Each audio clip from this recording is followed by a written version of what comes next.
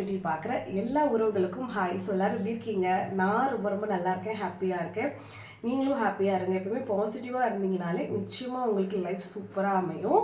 So இன்றைக்கி வந்து 48 days தொடர்ந்து நம்ம வந்து காலையில் 3:20 எந்திரிச்சு விளக்கு போட்டோம்னா நம்ம நினச்ச எல்லா விஷயமும் நடக்கும். இந்த யூனிவர்ஸ் கிட்ட கேளுங்க, இந்த பிரபஞ்சம் கிட்டன்னு சொல்லுவாங்க இல்லையா? ஸோ ஒரு கடவுள் நம்பிக்கை இருக்கிறவங்களும் சரி, இல்லாதவங்களும் இதை ஃபாலோ பண்ணுங்கள், உங்களுக்கு நடக்கும்னு சொல்லி நான் ஒரு வீடியோ கொடுத்துருந்தேன். பார்க்காதவங்க ஃபஸ்ட் டிஸ்கிரிப்ஷனில் போய் பார்த்துட்டு வாங்க, லிங்க் கொடுத்துருக்கேன். ஸோ நிறைய பேர் அதுக்கு ஏகப்பட்ட கமெண்ட்ஸ் கொடுத்தீங்க. ஃபஸ்ட் அந்த வீடியோக்கு நிறைய பேர் சப்போர்ட் பண்ணீங்க, பாசிட்டிவ் ரிவ்யூஸ் கொடுத்துருக்கீங்க, ரொம்ப ரொம்ப தேங்க்ஸ். நிறைய பேர் அதை பண்ணி பார்த்துட்டு அக்கா நாங்கள் 20 டேஸ் தான் பண்ணோம், எங்களுக்கு நல்ல ரிசல்ட் கிடச்சிச்சு, நிறைய பாசிட்டிவாக நடக்கிற மாதிரி இருக்குது எங்கள் லைஃப்பில் அப்படின்னு சொல்லியிருந்தீங்க. ஃபஸ்ட் நல்லா கால் பண்ணியும் எனக்கு விஷ் பண்ணீங்க, ஃபஸ்ட் ரொம்ப ரொம்ப நன்றி. நிறைய பேர் கமெண்ட்ஸில் டவுட் கேட்டிருந்தீங்க, சிஸ்டர் அந்த விளக்கு போட்டதுக்கு எந்தெந்த நாளில் போடக்கூடாது, எந்தெந்த நாள்லலாம் போடணும், ஸோ சில விஷயங்களெல்லாம் பண்ணால் விளக்கு போடலாமா போடக்கூடாதுன்னு ஏகப்பட்ட டவுட்ஸ் கேட்டிங்க. முடிஞ்ச அளவுக்கு கமெண்ட்ஸ்லேயே கிளியர் பண்ணிட்டேன். ஆனாலும் சில பேர் கால் பண்ணிலாம் டவுட் கேட்குறீங்க. அதனால் பேசாமல் நான் இன்றைக்கி ஒரு வீடியோவாகவே நான் கொடுத்துட்றேன். இதில் உங்களுக்கு நீங்கள் கேட்ட எல்லா விதமான டவுட்ஸுக்கும் ஆன்சர் இருக்கும். ப்ளஸ் வந்து பார்த்தீங்கன்னா பிரம்ம முகூர்த்த நேர விளக்குன்னு சொல்லியிருந்தேன்.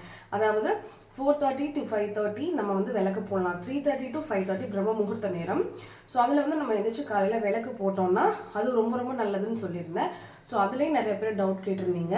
ப்ளஸ் மூணாவது விஷயம் வந்து டெய்லி வேல்மாறல் படிக்கிறேன்னு நான் சொல்லியிருந்தேன். உடனே நிறைய பேர் நாங்களும் படிக்கணும், ஸோ அதுக்கு என்னென்ன மாதிரி இருந்தால் வேல்மாறல் படிக்கணும், நான்வெஜ் சாப்பிட்டா படிக்கலாமா படிக்கக்கூடாதா, ஸோ ஹஸ்பண்ட் ஒய்ஃப் ரிலேஷன்ஷிப்பில் இருக்கும்போது இந்த மாதிரி விளக்கு போடலாமா வேல்மாறல் படிக்கலாமான்னு ஏகப்பட்ட கொஷின்ஸ் கேட்டிருக்கீங்க. இன்றைக்கி வீடியோ ஃபுல்லாக பாருங்கள், உங்களுக்கு எல்லா டவுட்டும் கிளியர் ஆகிடும். ஓகேவா? ஸோ வாங்க இன்றைக்கி வீடியோக்குள்ளே போகலாம்.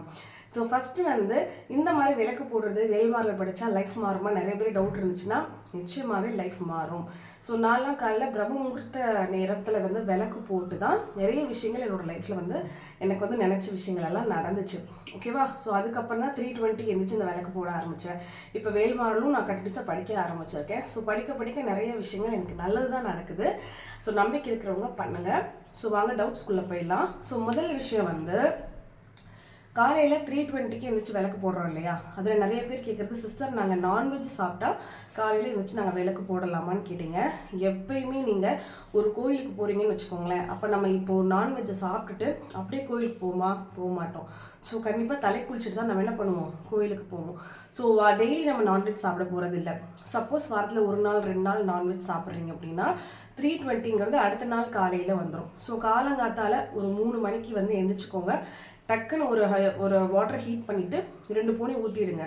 அப்படியே மேலே ஊற்றிட்டு தலைக்கு ஊற்றிட்டு நீங்கள் என்ன பண்ணுங்கள், ட்ரெஸ் சேஞ்ச் பண்ணிவிட்டு போய் நீங்கள் நான் சொன்ன மாதிரி அந்த 5 விளக்கு தீபத்தை நீங்கள் ஏற்றலாம். அதில் எந்த ப்ராப்ளமும் கிடையாது. ஸோ குளிக்காமல் போய் ஏற்றுனீங்கன்னா ஸோ நம்ம பண்ணுற விஷயத்த கொஞ்சம் சுத்தபத்தமாக பண்ணோன்னா நமக்கு மனசு திருப்தியாக இருக்கும். இல்லைனா விளக்கு ஏற்றிட்டு நம்ம நான்வெஜ் சாப்பிட்டுட்டு குளிக்காமல் விளக்கு ஏற்றிட்டோம் அப்படின்னு நினைப்பீங்க. அதே மாதிரி நான் நான்வெஜ்ஜே சாப்பிடலை அன்றைக்கி நான் என்ன பண்ணுறதுன்னா, நீங்கள் காலையில் குளிக்கணும்னு அவசியம் இல்லை. ஸோ நான் காலையில் 3:20 விளக்கு ஏற்றும் போது நான் அன்றைக்கி நான்வெஜ் சாப்பிட்லான்னா எழுந்திரிச்சிட்டு ஃபேஸ் வாஷ் பண்ணிவிட்டு வாய் கொப்பளிச்சுட்டு கை காலை மட்டும் கழுவிட்டு என்ன பண்ணுவேன், கரெக்டாக ஒரு 3:15 எடுத்து எல்லாத்தையும் அரேஞ்ச் பண்ணிவிட்டு கரெக்டாக 3:18 3:20 விளக்கேற்றுற மாதிரி எல்லாமே விளக்கேற்றிட்டு எனக்கு என்ன வேணுமோ அதை நான் என்ன பண்ணுவேன், பாசிட்டிவான விளக்கேட்டு நான் பண்ணிப்பேன். 48 டேஸ் இதை ஃபாலோ பண்ணிப்பேன். அதுக்கப்புறம் வந்து நடுவில் பீரியட்ஸ் டைமிங் வரும் சிஸ்டர், நாங்கள் என்ன பண்ணுறதுன்னா அந்த டைம் மட்டும் நீங்கள் ஸ்கிப் பண்ணிக்கோங்க, பிரச்சனை இல்லை. அது லேடிஸுக்கு எல்லாருக்கும் இருக்கிற ஒரு நார்மல் இஷ்யூ தான், அதனால் எதுவும் ப்ராப்ளம் எல்லாம் கிடையாது. 3 நாள் ஸ்கிப் பண்ணிட்டு அதுக்கப்புறம் அந்த டேவை நீங்கள் கண்டினியூ பண்ணிக்கோங்க.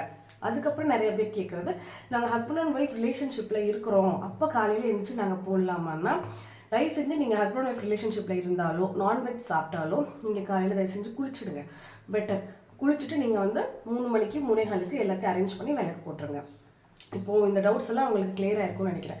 அதே மாதிரி விளக்கு பொறுத்துனா எவ்வளோ நேரம் கழிச்சு விளக்கு அமரணும்னு சொல்கிறீங்க. மினிமம் 45 மினிட்ஸ் நீங்கள் வந்து அதுக்கப்புறம் தான் நீங்கள் அமர்த்தணும். ஸோ குறைஞ்சது ஒரு 1/2 மணி நேரமாவது எரிய விட்டுட்டு அதுக்கப்புறம் நீங்கள் என்ன பண்ணுங்கள், அமர்த்திட்டு போய் வந்து படுத்துருங்க. விளக்கு வந்து குளிர விடும்போது நம்ம வந்து கையில் ஏதாவது ஒரு சின்ன குச்சி மாதிரி எடுத்துக்கோங்க. அதை வச்சு என்ன பண்ணுங்கன்னா அந்த விளக்கை அந்த திரியை வந்து உள்ளே அப்படியே இழுத்து போட்டிங்கன்னா அது விளக்கு வந்து குளிர்ந்துடும். ஓகேவா? ஸோ 3:20 என்னால் வந்து எந்திரிச்சு விளக்கு போட முடியலை, குழந்தைங்க இருக்காங்க, சின்ன பசங்க இருக்காங்க, ஸோ நைட்டெல்லாம் எனக்கு தூக்கம் இருக்காதுன்னு நினைக்கிறவங்க காலையில் வந்து பார்த்திங்கன்னா ஒரு 4:45 எந்திரிங்க. 4:45க்கு இருந்துச்சு. பிரம்ம முகூர்த்த டைமிங் இருக்குது, 3:30 to 5:30 இருக்கு இல்லையா? ஸோ அந்த டைமில் டக்குன்னு என்ன பண்ணுங்கள், குளிச்சுட்டு வந்துட்டு நீங்கள் வந்து தீபம் பொருத்த ஆரம்பிச்சிருங்க. ஒரே ஒரு தீபம் அகல் விளக்கு மட்டும் போடுங்க. நெய்யோ நல்லெண்ணெய்யோ எதுனாலும் போட்டுக்கோங்க. வெள்ளைத்திரி போட்டுட்டு நீங்கள் என்ன பண்ணலாம், உங்களுக்கு என்ன வேணுங்கிறத நீங்கள் கேட்டுக்கலாம்.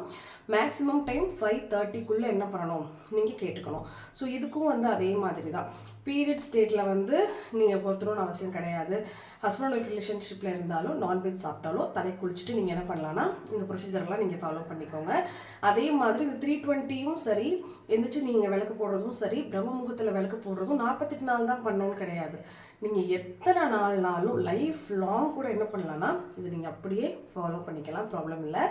நிறைய பேர் சொல்கிறது, சிஸ்டர் காலையில் வந்து 5:30 மணிக்கு முன்னாடி நாங்கள் வெளியே போய் வாசல் தொளிக்க முடியாது, அது அவ்வளோ சேஃபாக இருக்காது, எங்களுக்கு வந்து நாங்கள் சிட்டியில் இருக்கிறோம், ஸோ வெளியே வந்து யாருமே நடமாட மாட்டாங்க, ஸோ நிறைய பிரச்சனை இருக்குது அப்படின்னு சொல்கிறீங்க. அப்படி இருக்கும் பட்சத்தில் நீங்கள் என்ன பண்ணுறீங்கன்னா வீட்டுக்குள்ளேயே உங்களுடைய அந்த பூஜை ரூம்குள்ளே என்ன பண்ணலாம், விளக்கு பொறுத்து நீங்கள் சாமி கும்பிட்டுட்டு 5:30 மணிக்கு அப்புறம் என்ன பண்ணுங்கள், வாசக்க தொளிச்சு நீங்கள் கோலம் போட்டுட்டு வந்துடுங்க. இப்போ இப்போ புது வீடு மாறி இருக்கேன். இங்கே வந்து பார்த்தீங்கன்னா நமக்கு கீழே கிரவுண்ட் ஃப்ளோரு. அப்படி இருக்கும்போது 4:30 மணிக்கு நான் எந்திரிச்சிடுவேன். எந்திரிச்சிட்டு வெளியே இப்போ என்ன பண்ண முடியாது, என்னால் வந்து வாசல் தெளிச்சுட்டு கோலம் போட முடியாது. ஏன்னா நமக்கும் கொஞ்சம் பயம் இருக்கும், ஏன்னா யாருமே அங்கே இருக்க மாட்டாங்க. அப்போ நான் என்ன பண்ணுவேன்னா உள்ளே வந்துட்டு பூஜை ரூமை லைட்டாக க்ளீன் பண்ணிவிட்டு தீபம் போட்டுட்டு அந்த 5:30 மணிக்குள்ளே தீபம் மட்டும் பொருத்துவேன். தூப தீபங்கள் எதுவுமே நான் பண்ண மாட்டேன். அதாவது நம்ம மண் விளக்கு எடுத்து அதில் மட்டும் தீபம் பொருத்தி மனசில் என்ன விஷயம் வேணுமோ அது எல்லாமே கேட்டுட்டு அதுக்கப்புறம் என்ன பண்ணுவேன்னா நான் போயிட்டு 5:30 மணிக்கு அப்புறம் வாசல் தெளிச்சு கோலம்லாம் போட்டுட்டு 6:30 மணிக்குள்ளே வந்து நான் சூடம் காட்டுறது, கற்பூரம் காட்டுறது இதெல்லாம் முடிச்சுட்டு பூவெல்லாம் வச்சு அலங்காரம் பண்ணிவிட்டு அதுக்கப்புறம் திருப்பி சாமி கும்பிட்டுட்டு போயிடுவேன். அதுக்கப்புறம் வந்து பார்த்தீங்கன்னா காலையில் பசங்களெல்லாம் ஸ்கூலுக்கு அமுச்சு முடிச்சுட்டு ஒரு 9:30 10 o'clock முன்னாடி ஸோ சாப்பாடெல்லாம் ஃபினிஷ் பண்ணதுக்கப்புறம் நான் வேல்மாறல் படிக்க ஆரம்பிச்சிருவேன். சரிங்களா? ஸோ வேல்மாறல் படிக்கணுங்கிறவங்களுக்கும் இதே டவுட் தான் கேட்டிருந்தீங்க, நான்வெஜ் சாப்பிட்டா வேல்மாறல் படிக்கலாமா, படிக்கக்கூடாது, அது மட்டும் நீங்கள் ஞாபகம் வச்சுக்கோங்க. இப்போ நான் வந்து ஃபஸ்ட்டு இப்போ தான் ஸ்டார்ட் பண்ணியிருக்கேன். தைப்பூச தண்ணிக்கு நான் ஆரம்பித்தேன். அதனால் 48 நாள் வந்து பார்த்திங்கன்னா நான் நான்வெஜ்ஜே சாப்பிடாமல் இதை படிக்கலான்னு இருக்கிறேன். இதுக்கப்புறம் வந்து பார்த்திங்கன்னா சப்போஸ் நான் வாரத்துக்கு ஒரு நாள் நான்வெஜ் எடுத்துக்கிட்டாலும் அடுத்த நாள் தலைக்கு குளிச்சுட்டு வந்து தான் வேல்மாறல் படிக்க ஆரம்பிப்பேன். வேல்மாறல் படிக்கிறதுக்கு டைமிங் இருக்கான்னு கேட்குறீங்க, கிடையாதுங்க. வேல்மாறல் வந்து நீங்கள் எப்போல்லாம் ஃப்ரீயாக இருக்கிறீங்களோ அப்போல்லாம் படிக்கலாம்.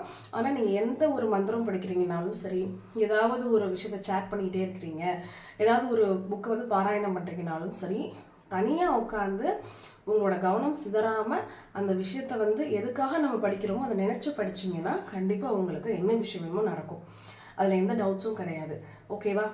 ஸோ இதில் ரொம்ப ரொம்ப முக்கியமான ஒரு விஷயம், எல்லாத்துக்கும் நான் சொல்லணும்னு ஆசைப்பட்ட ஒரு விஷயம் என்னென்னா, எவ்வளோதான் நம்ம செலவு பண்ணி நிறைய கோவிலுக்கு போயிட்டு வந்தாலும் சரி, ஸோ நிறைய வீட்டில் வந்து பரிகாரம் பண்ணுறோம், நிறைய வீட்டில் சாமி கும்பிட்டாலும் நிறைய மந்திரங்கள் படித்தாலும் பேசிக்காக கடவுள் வந்து நம்மக்கிட்ட பார்க்குற விஷயம் ஒன்றே ஒன்று தான், நம்ம மனசு சுத்தமாக இருக்குதா, நம்ம பண்ணுற விஷயத்தில் வந்து தப்பு இல்லாமல் இருக்கிறோமா, யாரோட வாழ்க்கையை நம்ம கெடுக்காமல் இருக்கிறோமா, யாருக்கும் துரோகம் நினைக்காமல் இருக்கோமா, அடுத்தவங்களை பற்றின வதந்திகளையும் அடுத்தவங்களை பற்றின தகாத விஷயங்களும் தவறான விஷயங்களையும் நம்ம வந்து பரப்பாமல் இருக்கிறோமா, ஒருத்தவங்களை நமக்கு பிடிக்கலைங்கிறதுக்காக அவரை மேலே வந்து தப்பான விஷயத்த சொல்லி அவங்களை அவமானப்படுத்தாமல் இருக்கிறோம். இதெல்லாம் ஒரு பேசிக்கான விஷயங்கள். சரிங்களா? ஸோ இதெல்லாம் நம்ம சரியாக பண்ணாலே கண்டிப்பாக நமக்கு லைஃப்பில் எவ்வளோ கஷ்டம் வந்தாலும் கடவுள் நம்மளை காப்பாற்றுவார்.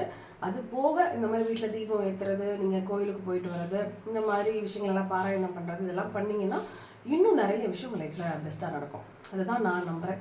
ஸோ நீங்களும் அதே ஃபாலோ பண்ணுங்கள். நல்ல விஷயம் மட்டுமே நினைங்க, நல்லது மட்டும்தான் உங்களுக்கு தேடி வரும்.